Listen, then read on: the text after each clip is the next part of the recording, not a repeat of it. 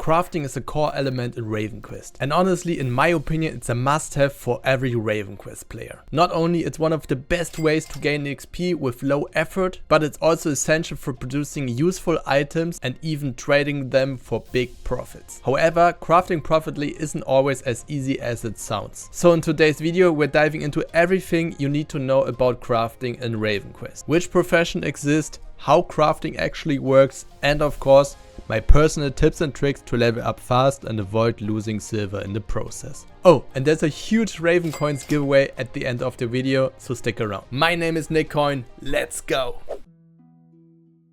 There are 5 core crafting professions in RavenQuest: carpentry, blacksmith, weaving, cooking, and alchemy. Each of them is directly tied to a gathering profession, and here is what each one offers. Carpentry is all about ranged weapons and mobility. Craft bows for archers, staff for mages, and essential fishing rods. You can also build wagons for the land transport or ship modules for your boats for the big ocean, plus a variety of housing items. Blacksmiths forge melee weapons and plate armor, perfect for every melee character. You will also create fishing hooks, ship canyons, and useful components for house building.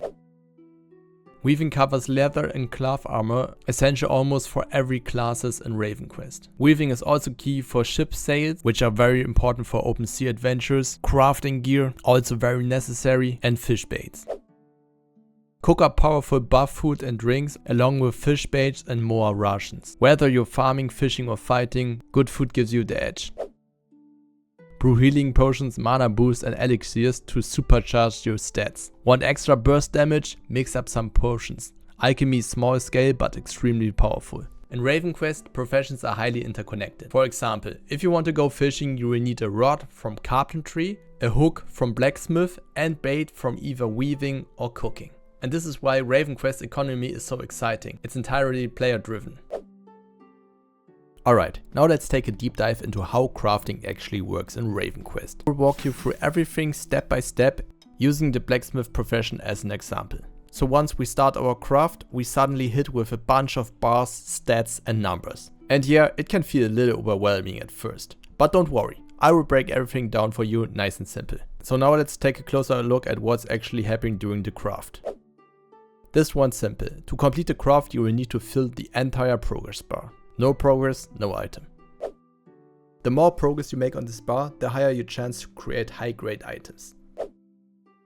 But keep an eye on 2 critical values. If your durability hits 0, your craft fails and the item breaks. Every crafting action costs labor. If you run out, you won't be able to continue the craft. So always watch your durability and labor closely, especially on longer and more complex crafts.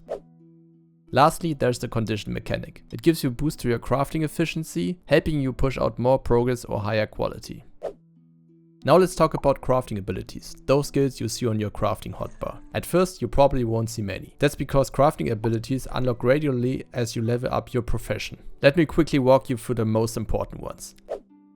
This ability increases your progress, helping you move toward finishing the craft. But it comes at a cost. It reduces your durability by 1 and costs 10 labor. Touch boosts your quality, raising your chance to craft higher grade items. However, it also reduces durability by 1 and costs 20 labor. So keep in mind, both synthesis and touch reduce your condition. So be careful, don't spam them without thinking. Here's the good news. Shine abilities help you restore your condition without lowering durability. They're your best friend when trying to push for high quality crafts, just note that they still cost labor. And finally, mend abilities let you restore durability. Super useful if you're close to breaking your item, but again, it costs labor to use. So as you can see, crafting is more than just pressing buttons. It's a minigame in itself. Using the right skills at the right time can be the difference between a basic and a high quality master craft. Let's go ahead and actually do a craft and see everything in action. We'll start simple and craft 1 copper ingot. To do that, I just use apprentice synthesis, which gives us 25 progress, and boom. Done. Nice and easy, right? Now we're going to craft the weapon. This time we need 50 progress to finish the craft. Technically, we could just use expert synthesis and finish the craft in one go. It gives exactly 50 progress. But I want to boost the quality of the item first. Why? Because higher quality gear come with bonus crystals that grant extra stats, and that's what we want. Now it gets way more interesting because we have to manage our durability and our labor carefully. let's go. I started with a few touch abilities. First, expert touch, then apprentice touch to fill up the quality bar. Done. But now we are down to about 1/3 durability and our condition is poor. That's actually bad news, because crafting in poor condition applies a penalty to synthesis and touch. So let's fix that with Apprentice Shine, which boosts our condition without lowering durability. Nice, we're back to condition normal and can now finish the craft with Expert Synthesis. Congrats, you just crafted your first weapon and you even rolled plus might. That's really good. Sure, at first it may seem complicated. But trust me, it gets much easier once you have done it a few times. Let me share a few extra things that can really help you out. If you craft with higher grade materials, your items start with a better base quality, making it easier to get those valuable quality bonuses. There's special crafter gear that boosts your labor, which is a huge help, especially for more complex and long crafts. Honestly, it's a must-have for any serious crafter. You can upgrade your house on your community land and add a crafting station specified to your profession. This gives even more labor bonuses, totally worth it.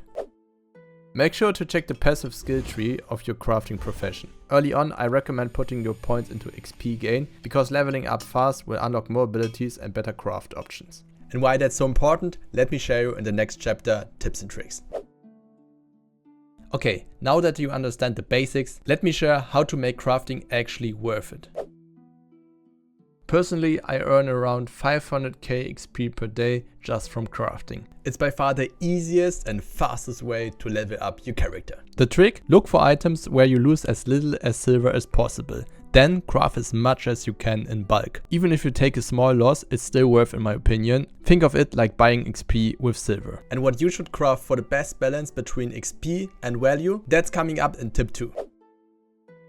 One of the best ways to make good silver is by crafting refined materials that other crafters actually need. Back in the early days, I made a ton of profit just by crafting leather as a weaver. I would buy cheap hide, refine it into leather and sell it directly to blacksmiths who need it for crafting armor and weapons. Simple, effective and always on demand. And actually this applies for every profession, no matter what you choose. Carpentry, blacksmith, cooking, weaving or alchemy, they're always key materials that other professions depend on. Trust me, there's always strong demand if you focus on the right products. Here's the truth, you can't do everything. Pick one job and level it hard. For me, that was weaving. Now I can craft large sails unlocked at level 70 and they sell for over 3 million silvers right now, selling one sail each per day. So yeah, being specialized pays off. RavenQuest runs on economics. Before crafting, check the auction house. Look for items that are in high demand, crafting trends, for example housing stuff, ships, weapons, gear, potions and so on. It's that simple. If you craft what the market needs, you will always make profit. Now you know exactly how crafting in RavenQuest works and how to turn it into a reliable silver and XP source. We covered all the 5 crafting professions, broke down how the system works and explored the best ways to level up and earn silver along the way. And now it's giveaway time. I'm giving away 1000 Ravencoins to one lucky winner. Just like the video and comment below what's your favorite crafting profession and what do you love to craft. And if this guide helped you, don't forget to like and subscribe for more RavenQuest content. Want to dive into gathering professions and learn how to make the most silver out of them? Then check out my ultimate farmland guide, where I will show you which crops bring the best profits. And that's it for today. Thanks for watching. My name is Ravencoin, craft smart and take care, adventurer.